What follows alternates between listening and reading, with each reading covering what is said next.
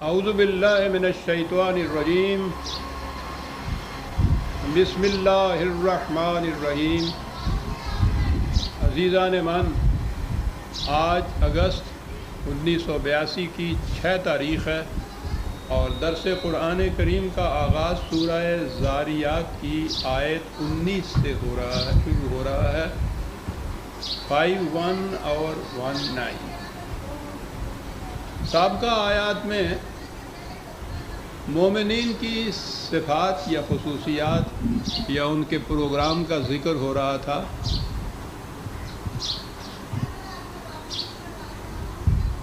کہ قرآنی نظام کے قیام کے سلسلے میں ان کی صورت یہ ہے کہ اِنَّ لَكَ فِي النَّهَارِ سَبْحًا طَوِيلًا، دن بھر بڑا مصروف پروگرام ہوتا ہے ان کے لیے، اور راتوں کو پھر یہ مشورے کے لیے بیٹھتے ہیں، آنے والے پروگرام کے لیے تجاویز ہوتی ہیں، راتوں کو جاگتے ہیں۔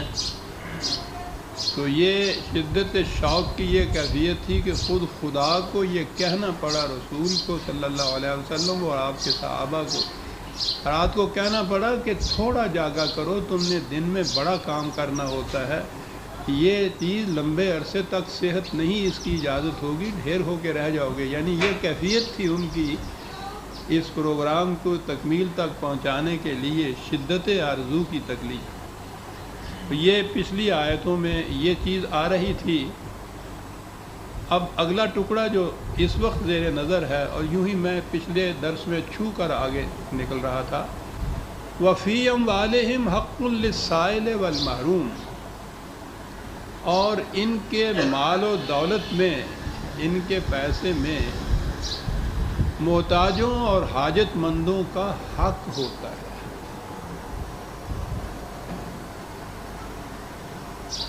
بڑی عام فہم سی آیت ہے، اور نظر آتا ہے کہ ٹھیک ہے، دولت مندوں سے کہا گیا ہے کہ وہ ان محتاجوں، غریبوں، مفلسوں، ناداروں کی مدد کیا کریں،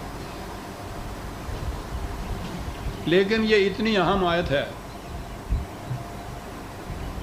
اور اس سے قرآن کی اتنی تحریف کی گئی، نظام الٹ کر رکھ دیا گیا کہ ہم اسی مجھار میں اب تک پھنسے ہوئے چلے آ رہے ہیں۔ بظاہر آپ دیکھیں گے کہ اس آیت میں تو کوئی ایسی بات نظر نہیں آتی، یہی تو مقامات ہیں کہ جہاں غور کرنا پڑتا ہے انسان۔ قرآن کریم میں یہاں ہی نہیں، 20 مقامات میں یہ کہا گیا ہے غریبوں کی مدد کرو، مسکینوں کی ضروریات پوری کرو، حاجت مندوں کی حاجت روائی کرو، ناداروں کی امداد کرو۔ تو یہ امداد، یہ ان کی ناداری کو دور کرنا، صدقہ، خیرات، زکوٰۃ، اس قسم کی چیزوں سے تھا نا، انفاق جسے کہا جاتا ہے۔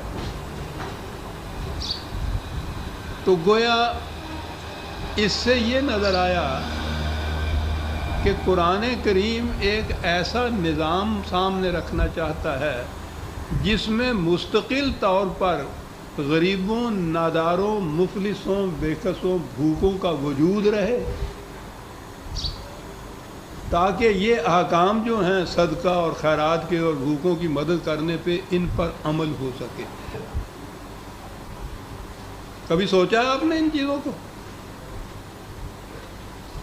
ہم یہ دیکھ کے خوش ہو جاتے ہیں کہ قرآن نے بڑا زور دیا ہے غریبوں کی مدد کرنے کا، یتیموں کی مدد کرنے کا، بھوکوں کو روٹی کھلانے کا، ننگوں کو کپڑے دینے کا، ناداروں کی ضروریات پورے کرنے کا۔ بہت اچھا نظام ہے، بڑی تاکید کی ہے، بڑا زور دیا ہے، کیا بات ہے۔ لیکن کبھی آپ نے سوچا کہ اس کے معنی کیا ہیں؟ قرآن کے ان احکام کو مستقل مان لیا جائے تو اس کے معنی یہ ہیں کہ قرآن پرپیچولی، مستقل، دائمی طور پر ایسا نظام چاہتا ہے انسانیت کا کہ جس میں بھوکوں کا، ننگوں کا، ناداروں کا، مفلسوں کا، محتاجوں کا وجود مستقل طور پر باقی رہے، اور دوسری طرف ان لوگوں کا وجود باقی رہے جو ان کی پھر مدد کریں، ان کو دیں، صدقہ دیں، خیرات دیں، انہیں ثواب ہو صدقہ و خیرات سے، ان کو جنت ملتی جائے۔ یہ ایک مستقل نظام کی شکل میں گویا سامنے آتی ہے بات، کہ وہ نظام ایسا چاہتا ہے جس میں مستقلاً ان کا وجود باقی رہے، قائم رہے۔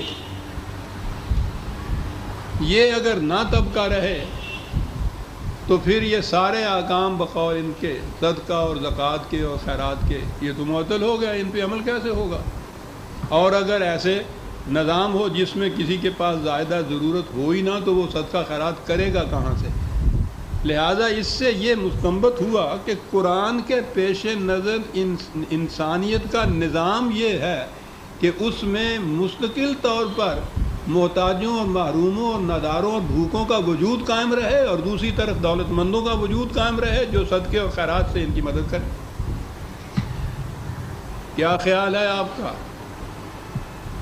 دنیا کے سامنے آپ اس نظام کو فخر کے ساتھ پیش کر سکتے ہیں؟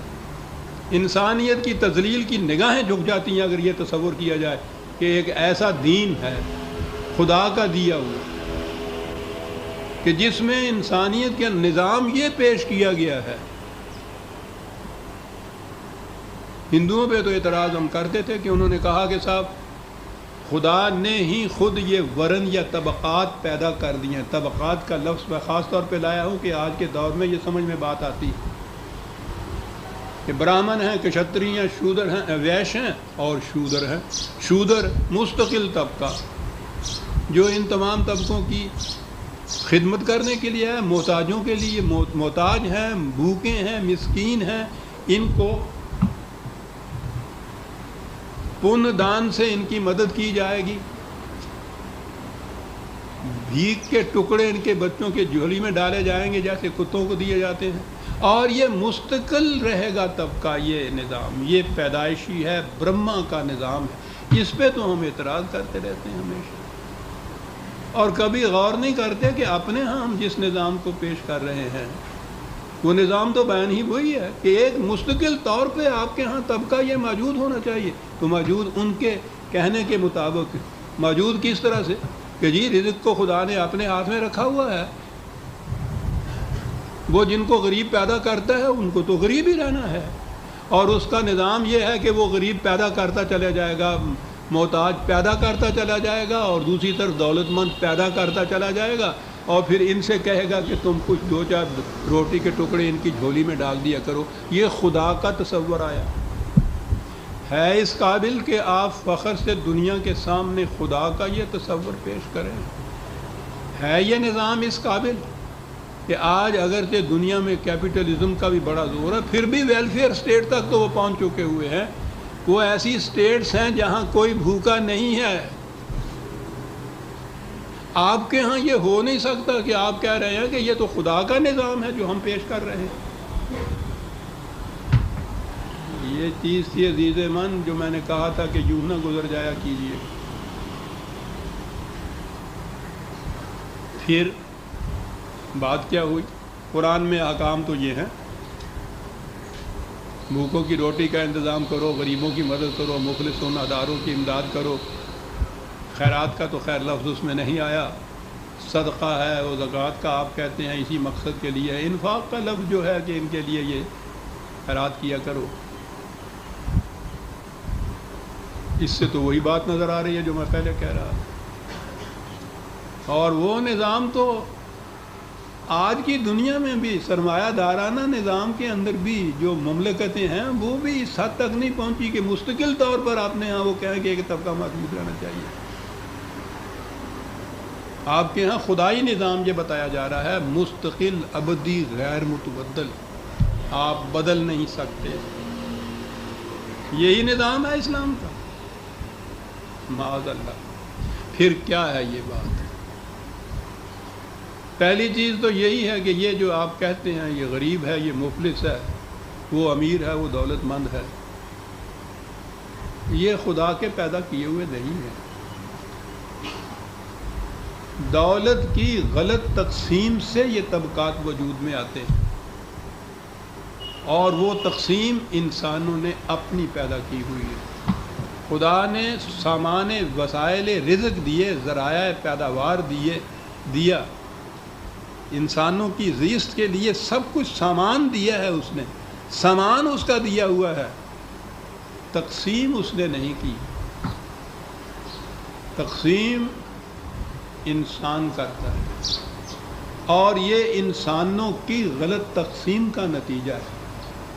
جس شخص کے پاس اپنا پیٹ بھرنے کے بعد ایک روٹی فالتو ہے، یہ روٹی اس بھوکے کے منہ سے چھینی ہوئی ہے جس کو 2 کی ضرورت تھی اور 1 مل رہی ہے۔ یہ روٹی آسمان سے نہیں اس کو ملتی زیادہ، اس سے چھینی ہوئی روٹی۔ نظام ایسا ہے کہ اسے 1 ہی ملے گی، اسے 3 ملیں گی۔ انسانوں کا اپنا قائم کیا ہوا نظام۔ پھر آگے سوال پیدا ہوا کہ پھر یہ جو احکام ہیں ان کے معنی کیا ہیں؟ اسلام کا نظام یہ ہے کہ کوئی فرد رات کو بھوکا نہیں سو سکتا، کسی ضرورت مند کی ضرورت رکی نہیں رہ سکتا، کوئی اس میں نادار نہیں ہوتا، محتاج نہیں ہوتا۔ یہ کیسے ہوتا ہے؟ ذرائع رزق یا دولت کی تقسیم اسلامی نظام اپنے ہاتھ میں رکھتا ہے، اور اس کی تقسیم اس طرح سے کرتا ہے کہ نہ کسی کے پاس 2 کی بھوک والے کے پاس 1 زائد ہو، نہ 2 کی بھوک والے کو 1 کم ملے، اسے بھی 2 ملیں اسے بھی 2 ملیں۔ یہ تقسیم جب اس طرح سے وہ کرتا ہے حسب ضرورت، طبقات ختم ہو جاتے ہیں۔ طبقات تو زائد از ضرورت دولت کے پیدا کردہ ہیں، جو کسی کی جائز ضرورت سے کم کر کے اس کی زائد ضرورت ہو جاتی ہے۔ یہ کہیں سے باہر سے نہیں آتا کچھ بھی۔ یہ جو زمیندار یا جاگیردار جسے ہم کہتے ہیں زمین کا مالک، وہ جو کاشتکار کی فصل آدھی لے جاتا ہے اپنے گھر میں، وہ امریکہ سے نہیں منگاتا، یہ اس کے بچوں کو جو ملنی چاہیے تھی پوری اس کی محنت کی کمائی، وہ ان کے منہ سے چھین کے اپنے گھر میں لے جاتا ہے۔ یہ کارخاندار جو مزدور کو مزدوری پہ لگاتا ہے اور اس کی ویجز مقرر کرتا ہے، دہاڑی مقرر کرتا ہے، وہ اپنے مفاد کو سامنے رکھ کے مقرر کرتا ہے کہ اسے کتنا دوں کہ مجھے زیادہ سے زیادہ فائدہ منفعت پہنچے۔ وہ اس کی محنت سے جو کچھ پیدا ہوتا ہے وہ اس کو نہیں دیتا سارا، اس میں سے پتہ نہیں کتنا حصہ خود چھین کے لے جاتا ہے، اس کو اتنا کم از کم۔ یہ طبقات کیسے پیدا ہوئے؟ اس غلط تقسیم سے پیدا ہوئے۔ قرآن ایسا معاشی نظام قائم کرنا چاہتا ہے کہ جس میں غلط کی یا ناہموار یا غلط کی یا رزق کی ناہموار یا دولت کی غلط تقسیم نہ ہو۔ مقصد ہو صرف تمام افراد معاشرہ کی ضروریات زندگی پورا کرنا، اور اس کے لیے یہی صورت ہے کہ ذرائع رزق اور پیداوار کی چیزیں اور دولت افراد کے کنٹرول میں نہ رہیں، اس نظام کے کنٹرول میں رہیں کہ جو انہیں تمام افراد کی ضروریات پورا کرنے کے لیے تقسیم کرے۔ یہ ہے قرآن کا نظام۔ کسی کے پاس زائدہ ضرورت 1 پیسہ نہیں، فاضلہ دولت، سرپلس منی جسے آپ کہتے ہیں، وہاں رہتی نہیں، اور فاضلہ دولت نہ رہے تو ہزاروں قسم کے یہ معائب اور ضمائم اور جرائم جو ہیں وہ ختم ہو جاتے ہیں۔ یہ فالتو دولت کا ہے جو کچھ فساد مچا ہوا ہے دنیا کے اندر۔ تو قرآن کا نظام یہ ہے، یہ چیز متعدد بار سامنے آئی۔ میری تو زندگی کا مشن ہی اس معاشی نظام کا، قرآن کے معاشی نظام کا پیش کر، یہ ہے معاشی نظام قرآن کا۔ اب پھر سوال پیدا ہوا کہ جب یہ نظام ہے، کوئی بھوکا ہی نہیں رہے گا، کوئی ننگا نہیں ہوگا، کوئی محتاج نہیں ہوگا، کوئی مفلس نہیں ہوگا، کوئی غریب نہیں ہوگا، تو یہ جو قرآن نے احکام دیے ہیں، تاکیدیں کی ہیں، بھوکوں کو روٹی کھلاؤ، ضرورت مند کی ضرورت پوری کرو، تو پھر یہ کیا بات ہے؟ بات سمجھ لینے کی۔ نبی اکرم صلی اللہ علیہ وسلم نے جب اس انقلاب کی آواز بلند کی تو جیسے کہتے ہیں نا کہ کوئی سیکنڈ کرنے والا بھی نہیں تھا، تنہا ایک آواز تھی، اور اس معاشرے میں تھی جس میں یہ طبقاتی تقسیم جو تھی، یہ ان کے ہاں بھی ہندوؤں کی طرح مستقل غیر متبدل طور پر موجود تھی، وہ اس کو کسی قسم کی اس میں تبدیلی نہیں چاہتے تھے۔ شودر یہاں کہا جاتا تھا، وہاں غلام کہا جاتا تھا۔ 75% آبادی مدینے میں غلاموں کی تھی، سارے کام وہی کرتے تھے، اور بمشکل روٹی ملتی تھی ان بیچاروں کو، کھال ادھیڑ دیتے تھے مار مار کے، انہیں روٹی بھی پوری نہیں ملتی تھی ان کی۔ اور یہ باقی جو تھے بڑے بڑے تاجر اس کے ہاں، بڑے بڑے مہنت اس کے ہاں، کعبے کے مجاور ان کے ہاں، پوچھو نہیں قریش کا یہ طبقہ کتنا متمول تھا، اور اتنی آبادی وہاں کی، ان کی کیفیت یہ تھی۔ یہ تھا نظام اس زمانے کا رائج۔ اس کے اندر ایک شخص یہ آواز لے کر اٹھتا ہے کہ یہ نظام قائم ہوگا۔ آپ سوچئے کہ یہاں سے جو شخص اٹھتا ہے تنہا، اس نظام قائم کرنے تک اس کو کن مراحل میں سے گزرنا پڑے۔ آواز دی اور اس کے اوپر اکٹھے ہوئے، اور ظاہر ہے کہ ان اکٹھے ہونے والوں میں بہت کم ایسے تھے کہ جن کو آپ متمول یا دولت مند کہہ سکتے ہیں۔ وہ اس آواز کے خلاف تھے۔ زیادہ طبقہ یہی تھا ناداروں کا اور غریبوں کا، ستایا ہوا ان متمول لوگوں کا اور سرداروں اور جاگیرداروں کا۔ اس نے اس آواز کے اوپر لبیک، بلال آئے، صہیب رومی آئے، ٹھیک ہے، ان میں سے یہ لوگ بھی آئے۔ اب یہاں سے انہوں نے ابتدا کی حضور نے اس نظام، پہلے تو ان کی ذہنیت بدلنے کے لیے یعلمہم الکتاب والحکمہ، تعلیم کتاب و حکمت کی دیتے چلے گئے، یہ ذہنیت بدلنے کے لیے۔ پھر اس کے بعد یہ جن کے پاس اس زمانے میں ابھی اپنی ضرورتوں سے زیادہ تھا، انہیں یہ احکام دیے کہ بھائی ان غریبوں کی روٹی کا بھی کچھ انتظام کیا کرو، ان کی ضرورتوں کو بھی پورا کیا کرو۔ یہ اس طرح سے نادار کے نادار نہ رہ جائیں۔ ابھی وہ نظام نہیں آیا کہ کسی کے پاس زائدہ ضرورت دولت نہ رہے، وہ نظام لے لے اور نظام تقسیم کرے۔ نظام تو ابھی قائم ہی نہیں ہوا تھا۔ نظام کے قائم کرنے کے یہ مراحل تھے جن میں سے گزر رہا تھا یہ انقلابی۔ تو اس زمانے میں تو یہی ممکن العمل یا پریکٹیکیبل یہی نظام ہو سکتا تھا کہ جن کے پاس زائد ہے ان سے یہ کہا جائے کہ ان کی ضرورتوں کو پورا کرتے چلے جائیں۔ آہستہ آہستہ وہ اس طرف ان کی توجہ مبتلا کرتا تھا، اور اس نظام کو ایسے کرتا تھا کہ چلیے پورا نہیں تو کوئی ایک آدھ روٹی تو ان کو ملے۔ یہ ہیں احکام جو اس دور کے اندر یہ نازل ہوئے قرآن، اور یہی ممکن العمل تھا۔ یہ آہستہ آہستہ لے گئے اس طرف رسول اللہ صلی اللہ علیہ وسلم اس نظام کو۔ 13 سال تو مکے کی زندگی میں ابھی نظام کا سوال نہیں تھا۔ مدینہ کی زندگی کے اندر بھی قریباً 7 سال تک تو وہ لڑائیوں میں گزرا، یا آہستہ آہستہ یہ قائم ہونا تھا۔ یہ نظام جو ہے، تاریخ یہ بتاتی ہے کہ نبی اکرم صلی اللہ علیہ وسلم کی زندگی میں بھی شروع ہو گیا تھا اس نظام پہ عمل، تکمیل تک ابھی نہیں پہنچا۔ تکمیل تک حضرت عمر رضی اللہ تعالیٰ عنہ کے زمانے میں جا کے پہنچا، جنہوں نے اعلان کر دیا تھا کہ آدمی یا انسان کا بچہ تو ایک طرف، اگر دجلہ کے کنارے پہ کوئی کتا بھی بھوک سے مر گیا تو اس کی ذمہ داری بھی عمر پر عائد ہوگی۔ یہ نظام تھا تکمیل تک پہنچا ہوا، کتا بھی بھوک سے نہیں مر سکتا تھا۔ حضور نے یہ فرمایا تھا کہ جس بستی میں رات کو ایک فرد بھی بھوکا سو جائے، اس بستی سے خدا کی حفاظت کی ذمہ داری ختم ہو جاتی ہے۔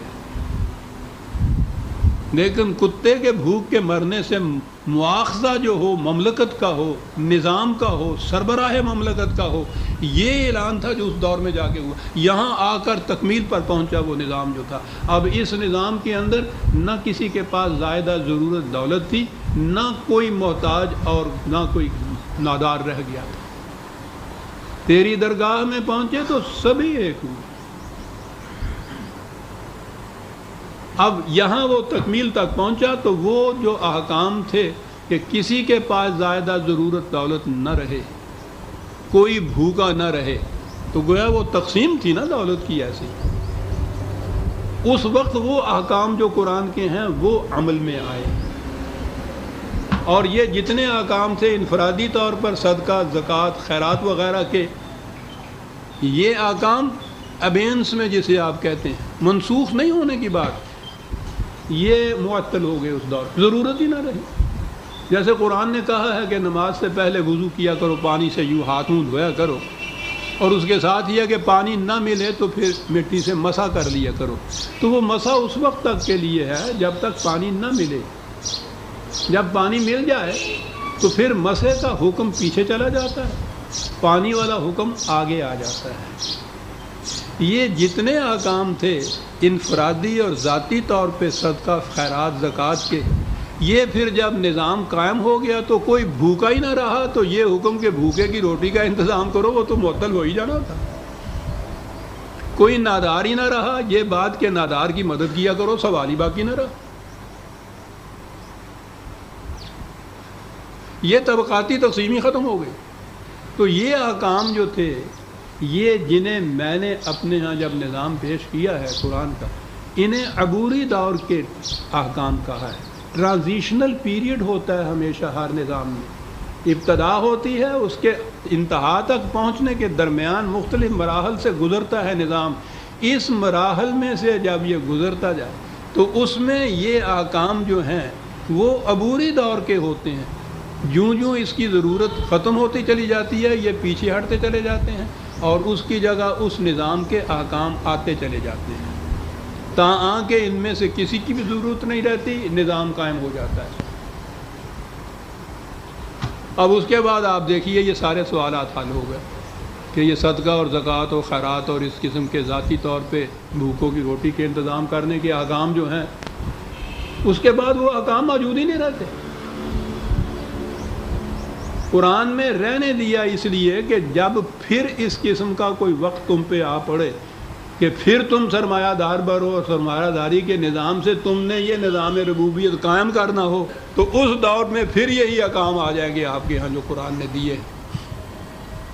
جب یہ حکم آ گیا کہ یسألونک ماذا ینفقون قل العفو، یہ کہتے ہیں کہ ہم اپنی محنت سے جو کچھ ہم نے کمایا ہے اس میں سے ہم کتنے کے حقدار ہیں اور کتنا دوسروں کی ضرورت کے لیے دے دیا جائے. کہا ان سے کہو کہ جتنی تمہیں ضرورت ہے اپنی ضرورت کے مطابق صرف تم اس میں سے لے سکتے ہو، اس سے اگر زائد ہے وہ دوسرے کے لیے ہے جس کی ضرورت پوری نہیں ہو رہی. جب یہ حکم آ جائے تو اس کے بعد پھر یہ غلط تقسیم دولت کی جو ہے، کسی کے پاس زائدہ ضرورت رہے، کوئی محتاج رہے، یہ ختم ہو جائے گی تقسیم. لیکن جب تک وہ نظام قائم نہیں ہوگا اس دوران میں یہ عبوری دور کے ٹرانزیشنلی احکام تھے جو اس طرح سے دیے گئے. یہ تھا جی وہ نظام. اس کے بعد آپ کے یہاں ملوکیت آئی، اور ملوکیت کے ساتھ ہی نظام سرمایہ داری آ گیا. تو نظام سرمایہ داری میں یہ جو قرآن کا نظام تھا اس میں تو سوال ہی نہیں پیدا ہوتا اس نظام سرمایہ داری کا کہ ایک کے پاس اتنی دولت ہو کہ رکھنے کو جگہ نہ ہو اور باقی 75% آبادی جو ہے رات کو بھوکی سوئے. لیکن اس ملوکیت کے نظام میں تو یہ چیز ہوئی. آپ کو پتہ ہے اس کا جواز کس طرح سے نکالا گیا؟ جواز نکالا گیا کہ قرآن میں یہ احکام جو ہیں صدقے، زکوٰۃ، خیرات، غریبوں کی مدد کرنا، بھوکوں کی مدد کرنا، یہ تو قرآن میں حکم ہے. تو اس لیے ان احکام پہ تو عمل اسی صورت میں ہو سکے گا کہ یہاں بھوکے ننگے رہیں اور کچھ لوگ امیر ہوں. انہی احکام سے آپ دیکھیے کہ اسی قرآن سے جس تعلیم، جس نظام کو مٹانے کے لیے آیا تھا، اس نظام کو قائم کرنے یا اثر نو زندہ کرنے کے لیے اسی کو ثبوت میں پیش کیا گیا.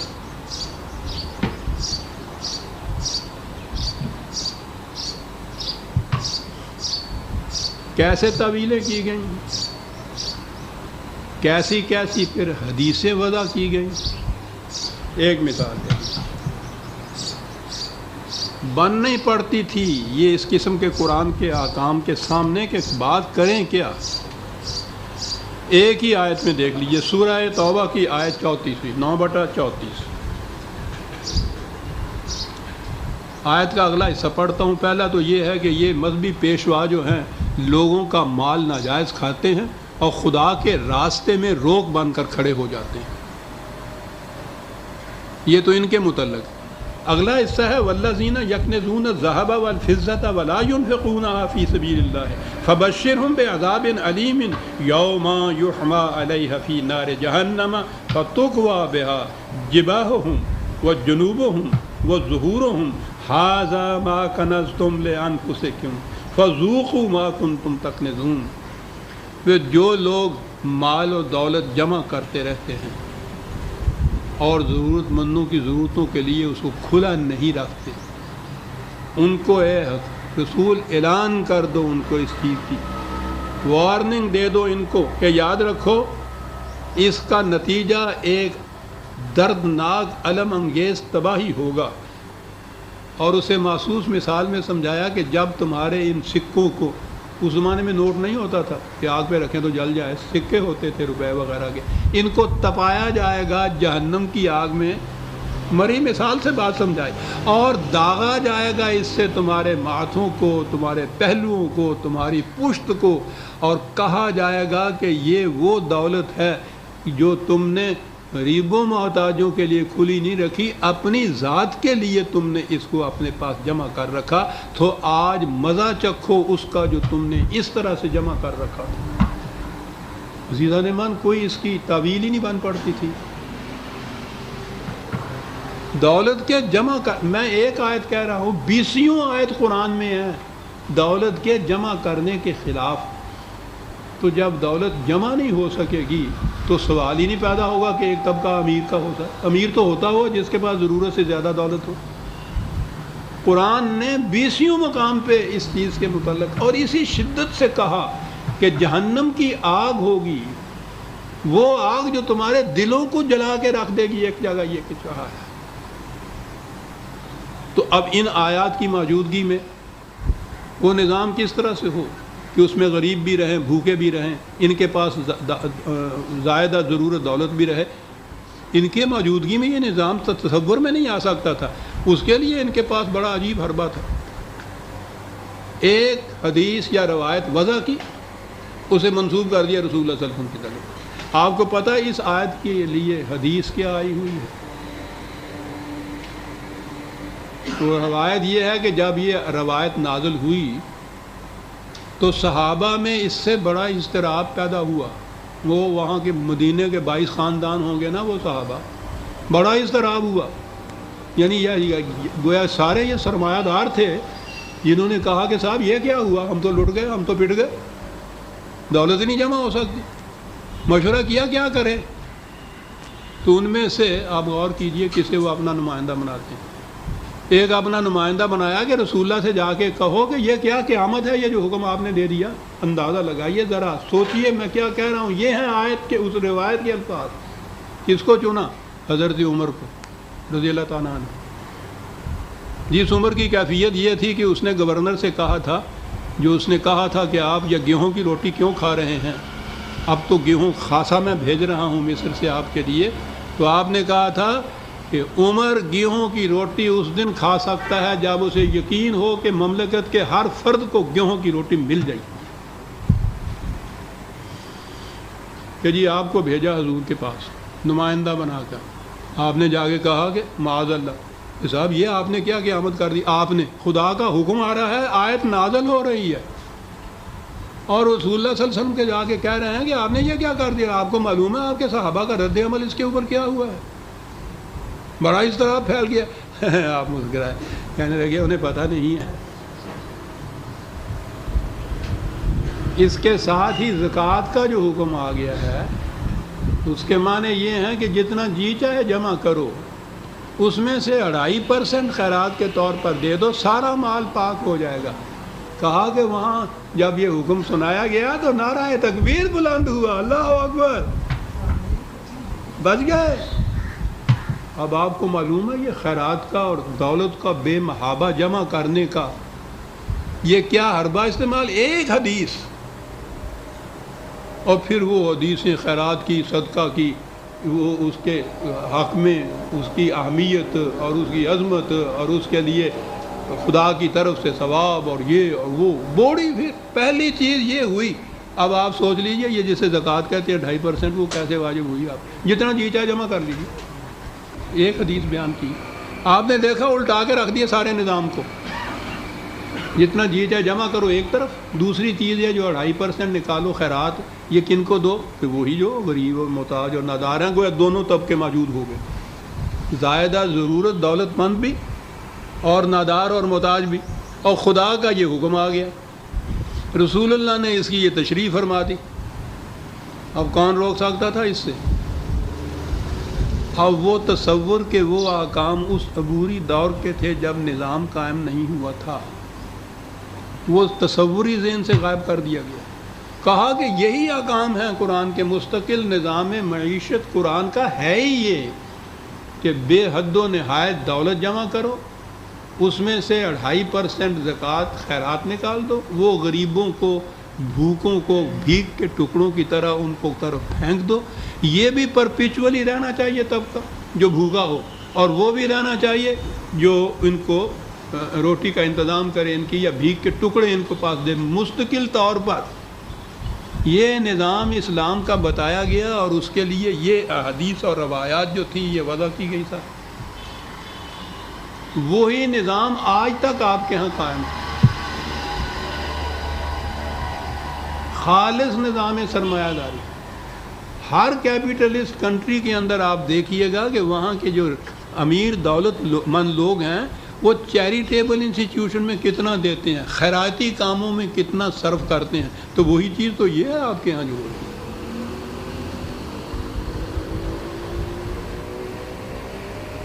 یہ نظام بالکل الٹ گیا آپ کے یہاں. یہ تمام آیات قرآن کی جو تھیں جو اس عبوری دور سے متعلق تھی, بجائے اس کے کہ یہ ہوتا کہ صاحب وہ نظام قائم کیا جائے جس میں یہ چیزیں باقی نہیں رہتی, کہا کہ نہیں یہی مستقل نظام ہے اسلام کا. اس کی دوسری مثال جو ہے غلام اور لونڈیوں کا مثال.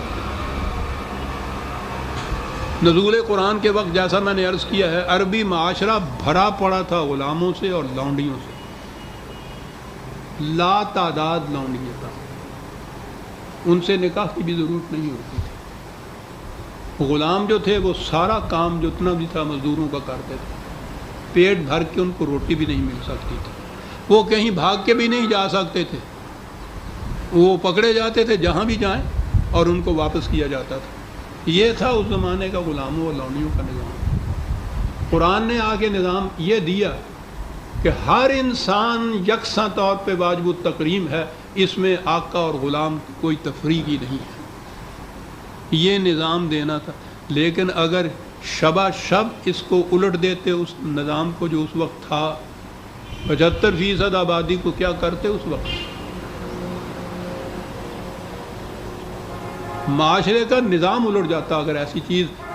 یہی چیز ہے کہ اس قسم کا جو انقلاب ہوتا ہے یکا یک نہیں لایا جاتا.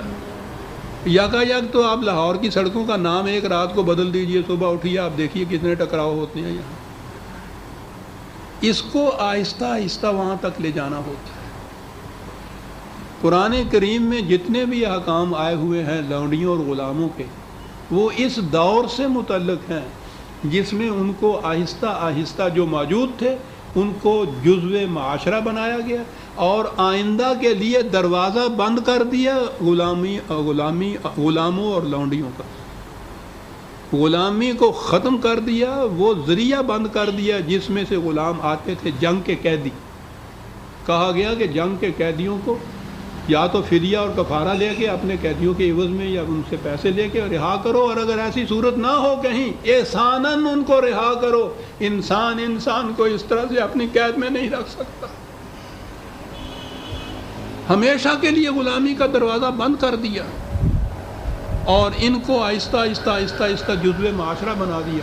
اس کے بعد یہ موجود ہی نہیں تھے. جب یہ ملوکیت آئی آپ کے ہاں تو اسی طرح سے غلامی کا بھی رواج ہوا. پھر غلام بننے شروع ہوئے, پھر لونڈیاں آنی شروع ہوئیں. یہ جو آپ کے ہاں وہ یہ جو عباسیوں کے ہارون الرشید اور مامون الرشید, ذہن میں ایسے آتا ہے کہ الرشید کے نام سے پتہ نہیں صاحب کتنے متقی پرہیزگار قسم کے یہ تھے سلاطین. ایک کے محل میں 3,000 لونڈیاں رکھتی. انسان تھے یہ, پھر آپ کہیں گے کہ یہ کیسے ہوا؟ وہی احکام جو عبوری دور کے قرآن میں دیے گئے تھے لونڈیوں کے متعلق، کہا گیا کہ یہ مستقل احکام ہے۔ لونڈیوں کا وجود اسلام کے اندر مستقل طور پر خدا کی منشا کے مطابق ہے۔ ارے وہ تو قرآن کی آیت میں یہ تھا۔ میں نے ابھی کہا ہے نا کہ قرآن نے جو دولت جمع کرنے کے خلاف کہا تھا، اس کی کس طرح سے تفسیر کی گئی، تعویل کی گئی روایات یا حدیث کی روح سے۔ ان کے متعلق یہ کہا گیا، غلام جو جنگ کے قیدی عورتیں جو آئیں ان کے متعلق کہا گیا کہ سربراہ مملکت کو یا نظام کو اس کی اجازت ہے کہ ان کو فدیہ دے کے چھوڑ دے، احساناً چھوڑ دے، قتل کر دے، یا ان عورتوں کو سپاہیوں میں تقسیم کر دے کہ وہ ان سے جنسی تمتع کریں۔ نکاح کی ضرورت نہیں، تعداد کی ضرورت نہیں، ان کو بیچا جا سکتا ہے، فروخت کیا جا سکتا ہے۔ یہ سارے احکام آپ کے ہاں موجود ہیں، پرانے زمانے کی بات نہیں۔ آج آپ کے ہاں کے جو مجتہد ہیں وہ بھی یہی احکام لا رہے ہیں۔ آپ کو یاد ہوگا مودودی صاحب کے ساتھ جو میرا جھگڑا مباحثہ تھا، ان کی کتاب موجود ہے غلام اور لونڈی میں، یہ سارا کچھ اس میں موجود ہے۔ بیچی جا سکتی ہیں، خریدی جا سکتی ہیں، تحفتاً دی جا سکتی ہیں، کوئی تعداد نہیں، نکاح کی ضرورت نہیں، یہ سارا کچھ موجود ہے ان کی کتاب میں آج اس دور میں۔ اور اس کے لیے وہ ساری چیزیں روایات فقہ کے یہ سارے مسائل آپ کے ہیں۔ آپ کو معلوم ہے آئلی قوانین کے خلاف جب یہ بات ہوئی تھی کہ ایک سے زائد بیوی کرنا ہو تو اس کے لیے اجازت لینی پڑے گی، تو آپ کی پارلیمان میں ایک بہت بڑے مولانا صاحب نے یہ کہا تھا کہ اگر یہ قانون تم نے جبراً پاس کرنا ہی ہے تو کم از کم ہمیں ایک ایک لونڈی رکھنے کی تو اجازت دے دو۔ آپ کے پارلیمان میں پاکستان کے آج بھی ان کے ہاں یہ احکام ہیں۔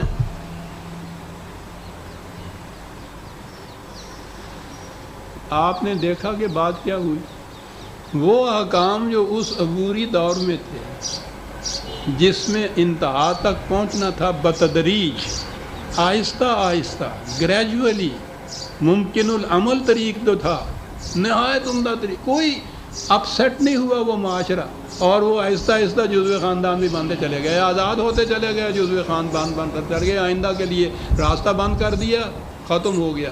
اب جو راستے میں پھاٹک کھولنے تھے تو اس کے لیے کیا گیا۔ یہ اس کے ہاں یہ جو چیز تھی، احکام جو تھے یہاں لونڈیوں وغیرہ کے متعلق کہا کہ یہ مستقل احکام ہے، تو اب اس کے بعد کہا کہ ان کا تو وجود ہونا چاہیے۔ ان کے وجود کے لیے پھر وہ تو قرآن نے تو وہ راستہ ہی بند کر دیا تھا، اس کے اندر اضافہ کیا گیا۔ قرآن کے اندر قرآن نے کہا تھا کہ یا فدیہ کفارہ دے کے چھوڑو یا احساناً چھوڑو، کہا یا یہ کرو یا ان کو قتل کر دو یا ان کی عورتوں کو سپاہیوں میں تقسیم کر دو۔ یہ دو جو تھے اس میں اضافے یہ اپنی طرف سے کیے، اور اس کا مدار اسی قسم کی روایات کے اوپر۔ یہ آپ کے ہاں فقہ کے آج مسائل ہیں۔ فقہ کی کتابوں میں آپ دیکھیے اتنا پرسنٹیج صفحات کا لونڈیوں ہی کے احکام کے متعلق ہے، وہاں ماری ہوئی ہے جنسیات کی یہ کون ہے، لا تعداد، بے نکاح کے، فروخت کی جا سکتی ہے، تقسیم کی جا سکتی ہے۔ یہ عورت کا مقام ہے، لونڈی بھی تو عورت ہوتی ہے عزیزان من۔ بات میں کیا کہہ رہا ہوں کہ قرآن کے جو احکام عبوری دور کے دیے تھے کہ یہاں سے سٹارٹ کرو، آہستہ آہستہ وہاں تک پہنچ جاؤ، اور جب انتہائی طور پہ وہ نظام قائم ہوگا تو یہ احکام باقی نہیں رہیں گے، رائج العمل نہیں رہیں گے۔ اس کے بعد ان احکام کو مستقل احکام تصور کر کے اور ان کے اوپر چلا گیا۔ 1000 سال سے آپ کے ہاں یہ ہے اسلام چلا آ رہا، اور اسی اسلام کے احیاء کی، زندہ کرنے کی اب کوشش ہو رہی ہے۔ حتیٰ کہ زمانے کے تقاضوں کے ہاتھوں جب یو این او نے سلیوری یا غلامی کے خلاف اپنے چارٹر میں یہ لکھا تھا کہ غلامی نہیں رہ سکتی، ان میں میجورٹی کیا، overwhelming majority U N O کے ممبروں کی سیکولر حکومتیں تھیں، اسلامی نہیں تھیں، انہوں نے تو مل کے یہ چارٹر پاس کر دیا۔ آپ کو یاد ہے کہ آپ کے ہاں کی اس زمانے کے سعودی عربیہ نے اس پہ دستخط نہیں کیے تھے، انہوں نے کہا تھا کہ یہ اسلام کے خلاف ہے اور ہم تو شریعت والی حکومت ہیں۔ یہ تو اس کے بعد میرا خیال ہے یہ پچھلے فیصل یا ان کے والد نے، نہیں فیصل نہیں غالباً، میں یقینی طور پہ نہیں کہہ سکتا، بہت عرصہ کے بعد زمانے کے تقاضوں سے تنگ آ کے پھر انہوں نے دستخط کیے تھے۔ اور آج بھی آپ کے ہاں یہ احکام موجود ہیں، یہ آپ کے جو فقہا اب بنا رہے ہیں یہ قوانین وغیرہ۔ میں نے عرض کیا ہے نا کہ مودودی صاحب کی تو کتاب آج کی ہے، یہاں تفسیر ان کی جو ہے اس کے اندر یہ موجود ہے، پہلی جلد کے اندر پوری کی پوری تقسیم یہ لونڈیوں کی بیچی جا سکتی ہیں، بلا تعداد کے، بلا نکاح کے تمتع کیا جا سکتا ہے، فروخت کی یہ ساری چیزیں موجود ہیں۔ یہ اب آپ کے لیے نئے قوانین مرتب کر رہے ہیں۔ بات کیا تھی؟ یوں میں نے کہا کہ قرآن کی تعریف کی جاتی ہے، کیسے فائدہ اٹھاتے ہیں یہ ایکسپلائٹ کرنے والے، انہی کو ایکسپلائٹ کر کے اور اس کو پیش کر دیتے ہیں۔ عام لوگوں کو تو معلوم نہیں ہوتا، جب کہا جائے کہ قرآن کے اندر تو یہ لکھا ہوا ہے لونڈیوں کے متعلق، تو کہتے ہیں ہاں جب پھر لکھا ہوا ہے تو لونڈیاں تو ہوں گی۔ یہ کوئی نہیں بتاتا، کوئی تفسیر آپ کے ہاں کی یہ نہیں بتاتی، سب تفسیریں آپ کے ہاں کی ملوکیت کے زمانے کی لکھی ہوئی، ساری تاریخ آپ کے ہاں کے ملوکیت کے زمانے کی، ساری روایات ملوکیت کے زمانے کی، ان میں نظام سرمایہ داری کے متعلق بھی یہ احکام، غلام لونڈیوں کے متعلق بھی یہ احکام۔ یہ تو میں نے مثال دی ہے دوسری کہ عبوری دور کے احکام سے کس طرح سے ناجائز فائدہ اٹھایا جاتا ہے۔ یہ ہے جو نظام آپ کے ہاں جو دنیا میں پیش کیا جاتا ہے، اسے فخر سے کہتے ہیں اسلام کا نظام۔ بات اتنی سی تھی کہ قرآن نے یہ جو احکام دیے تھے اس دور کے لیے، ان کو مستقل احکام سمجھ لیا گیا، کہہ دیا گیا، سمجھ نہیں لیا گیا، جانتے تھے اور اس سے یہ ناجائز فائدہ اٹھایا، ایکسپلائٹ کیا اس چیز۔ آج بھی وہ لوگ ہیں جو یہ کہتے ہیں کہ نہیں صاحب یہ عبوری دور کے احکام کیا ہو، قرآن کے احکام ہیں، ہر وقت قرآن کے احکام تو زندہ رہتے ہیں۔ ٹھیک ہے، ان سے کہیے پانی کی موجودگی میں ذرا مسح کریں، کہیں کہ یہ مسح کا حکم قرآن میں ہے۔ یہ ہے عزیزان نے قرآن نے ایک بات کی، آپ نے غالباً وہ ایک شیخ صاحب وہ نوادرہ جولائی کے پرچے میں تھے، کیانی کی چٹھی کا جواب جولائی کے پرچے میں ہے۔ یہ جولائی کے طلوع اسلام میں نے ایک چٹھی کا جواب دیا ہے، نوادرات کا اس کا عنوان ہے، اس میں یہ چیز بھی آئی ہے عبوری دور میں۔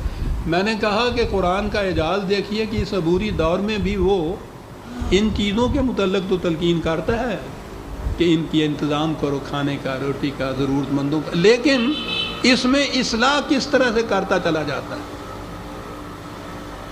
خیرات ایک ایسی چیز ہے کہ اس سے دینے والا جو ہے اس کے دل میں ایک تکبر پیدا ہوتا ہے، اوپر کا ہاتھ ہوتا ہے، لینے والے میں انفیریارٹی کمپلیکس پیدا ہوتی ہے، احساس کمتری پیدا ہوتا ہے۔ دونوں ہی چیزیں انسانیت کو تباہ کرنے والی ہیں۔ اسی لیے ایک حدیث میں ہے اور میں سمجھتا ہوں کہ بڑی صحیح ہو سکتی ہے، حضور نے فرمایا کہ خیرات سے دل مردہ ہو جاتا ہے۔ کیا کیا قرآن نے اس دوران میں؟ یہ نظام تو قائم رکھا ہے انفرادی مدد کرنے کا۔ دینے والوں کے متعلق کہا کہ دیتے ہو تو یہ کہہ کے کہو کہ لا نرید منکم جزاء ولا شکورا، اس کے معاوضے میں ہم تم سے کچھ بدلہ تو ایک طرف رہا، ہم شکریہ کے بھی متمنی نہیں ہیں۔ اللہ اکبر! دینے والے کے اندر کتنا بڑا ذہنی تغیر پیدا کرتی ہے۔ اب وہ جو چیز تھی کہ اس سے انسان کے اندر ایک سپیریئرٹی کمپلیکس پیدا ہوتا ہے، تکبر کا، نخوت کا، اونچے ہونے کا جذبہ، وہ رہا ہی نہ۔ اور ان سے کہا کہ تم کوئی چیز بھیک منگوں کی طرح خیرات کے طور پر نہیں لیتے، فی اموالہم حق للمسلوم، تمہارا حق ہے ان کی زائد دولت کے اندر، ایز آف رائٹ ڈیمانڈ کر سکتے ہو تم ان سے۔ خیرات کا جذبہ جو تھا وہ نکال دی۔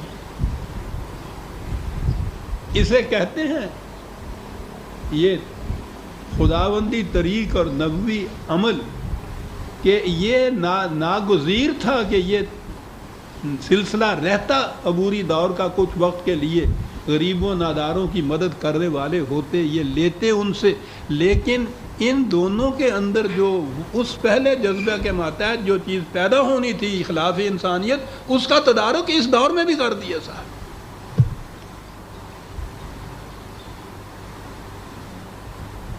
یہ ہے اصلاح جس کو کہتے ہیں۔ نظام کو اگر باقی بھی رکھنا ہے کس حد تک، تو اس کے اندر جو اس کے آف شوٹس ہوتے ہیں، جو اس کے ہاں کی برائیاں ہوتی ہیں، جو اثر ہوتا ہے انسان کی ذہنیت کیریکٹر کے اوپر، اس کو اندر سے نکالتے چلے گئے۔ حق جہاں بھی آیا ہے یہ، یہاں تو حق للسائل ہے، دوسری طرف ہے حق معلوم للسائل، وہ حق کے جو چوری چھپے والی بات نہیں ہے، ہر ایک کو اس کا علم ہونا چاہیے کہ ان کا حق ہے یہ جو لے رہے ہیں، خیرات نہیں لے رہے، اپنا حق لے رہے ہیں۔ کتنا فرق پیدا کر دیا ایک لفظ نے۔ اور انہیں کہا کہ ہم تو اس کے بدلے میں تم سے شکریہ کے بھی متمنی نہیں ہیں، اور یوں لے گئے آخر تک اس نظام حق للسائل والمحروم۔ اور کہا کہ یہ دیکھو ہمارا نظام، دو آیتیں ہیں عزیزان من، کہاں سے کہاں بات پہنچا دی قرآن نے۔ وَفِي الْأَرْضِ آیَاتٌ لِّلْمُوقِنِينَ، کہا کہ یہ رزق کی پیداوار جو ہے ہوتی کہاں سے ہے؟ زمین سے ہوتی ہے۔ کہا کہ جو ہمارے نظام کی صداقت پر یقین رکھتا ہے، اس میں بہت بڑی ایک نشانی ہے اس نظام کے صحیح ہونے کی، کہ رزق کا ذریعہ ہم نے ابتدائی ارض کو بتایا، زمین کو۔ زمین کسی کی ذاتی ملکیت نہیں، کسی کارخانے میں تیار ہو کے باہر نہیں آتی، خدا کی دی ہوئی۔ وَذَا لِلْأَنْعَامِ، کہا ہم نے تمام مخلوق کے لیے اس کو پیدا کیا ہے کہ اس کے لیے ذریعہ رزق بنے، اور اس میں پھر جو کچھ اگتا ہے، یہ نہیں ہوتا ہے کہ جگیردار کی زمین جو ہے اس کی فصل اتنی زیادہ ہوتی ہے، کاشتکار کی اتنی کم ہوتی ہے، کیونکہ یہ غریب ہے بیچارہ، وہ امیر ہے۔ امیر کی غریب کی زمین جو ہے، خدا کے بتائے ہوئے قانون فطرت کے مطابق جو اس میں محنت کرتا ہے، اس میں سے اس کے مطابق اس کا پیدا ہوتا ہے صاحب، محنت کا اجر ملتا ہے۔ زمین کی جو بیس یا ذریعہ ہے وہ خدا کی طرف سے مفت ملا، صرف محنت باقی رہ گئی، اور محنت کا معاوضہ ملتا ہے۔ اور اس نے کہا کہ لیس للانسان الا ما سعی، کہ جو محنت نہیں کرتا ہے خود زمین پہ، اس کا کوئی حق نہیں ہے اس کی پیداوار میں۔ یہ عبوری دور کے احکام ہیں عزیزان مان۔ مزارعت ختم کر دی، بٹائیاں ختم کر دیں، جاگیرداریاں ختم کر دیں، یہی کہہ کے کہ زمین سے تو پیدا ہوگا جو محنت کی جائے گی، اور جو زمین پہ محنت نہیں کرتا ہے اس کا اس میں کوئی حق نہیں ہے۔ جی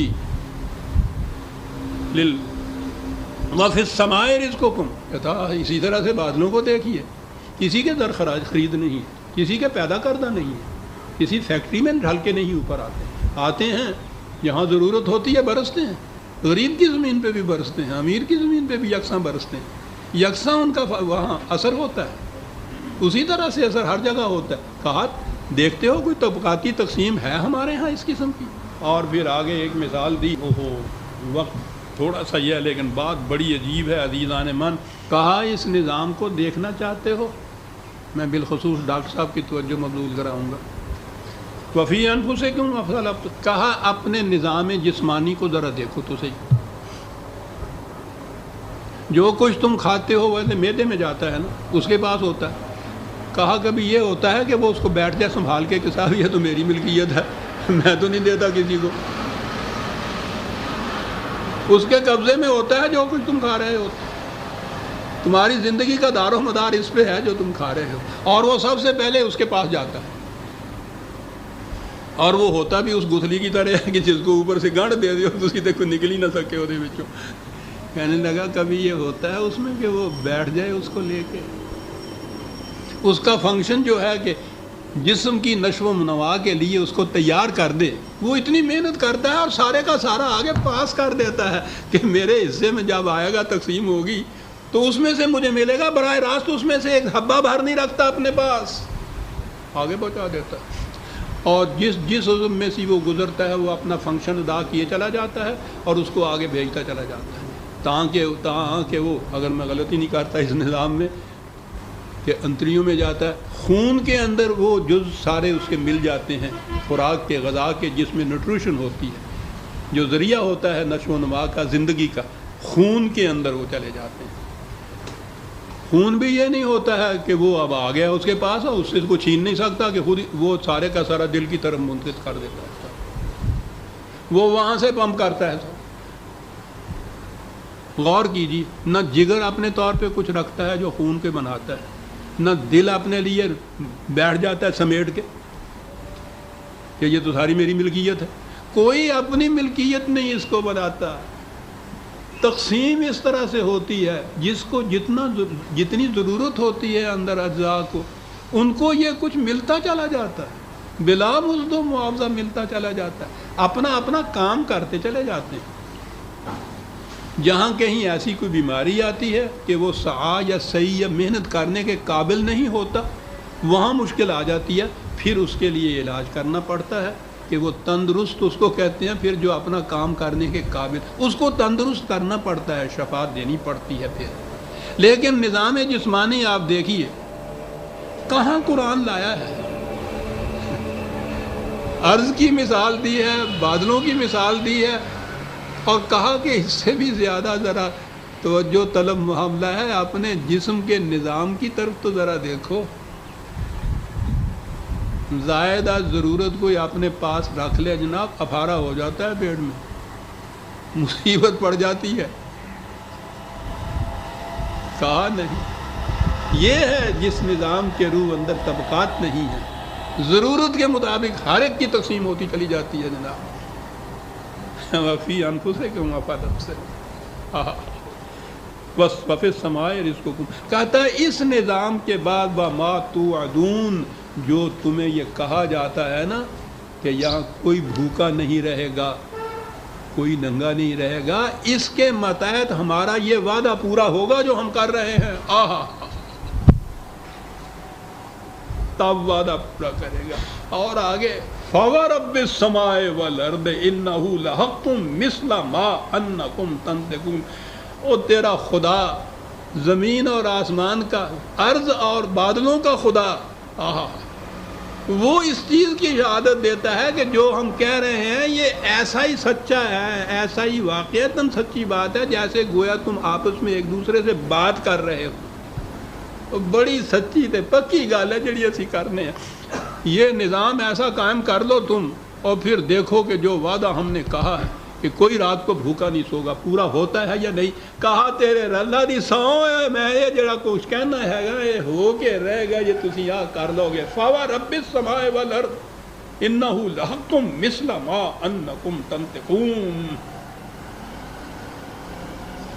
ارض اور سماوات کا رب، ایک لفظ رب دیکھیے کیا کہاں آیا ہے، نشو و نما دینے والا، شہادت میں وہ ذرائع رزق کو پیش کر رہا ہے، اس کو نشو و نما دینے والا، اس کا مالک، اس کا کنٹرول کرنے والا، وہ گواہی دیتا ہے کہ جو کچھ ہم کہہ رہے ہیں کہ کوئی بھوکا نہیں رات کو سوئے گا، یہ ہو کر رہے گا۔ یہ ایسی سچی بات ہے، ایسی ایک محسوس چیز ہے، جیسے تم ایک دوسرے سے بات کرتے ہو تو تمہیں معلوم ہوتا ہے نا یہ کیا کہہ رہا ہے، میں کیا کہہ رہا ہوں۔ کہا یہ اس کو یوں سمجھو، یہ اسی طرح سے سچی بات ہے۔ اور اس کے بعد پھر آگے تاریخی شہادتیں پیش کرتا ہے۔ قرآن کا انداز ہی یہ ہے کہ پھر وہ اپنے دعوے کے ثبوت میں تاریخی شہادتیں پیش کرتا ہے۔ آگے وہ بات آتی ہے، عزیزان من، سورہ الزاریات کی آیت 23 تک ہم آئے ہیں۔ ربنا تقبل منا انک انت السمیع العلیم۔ شکریہ۔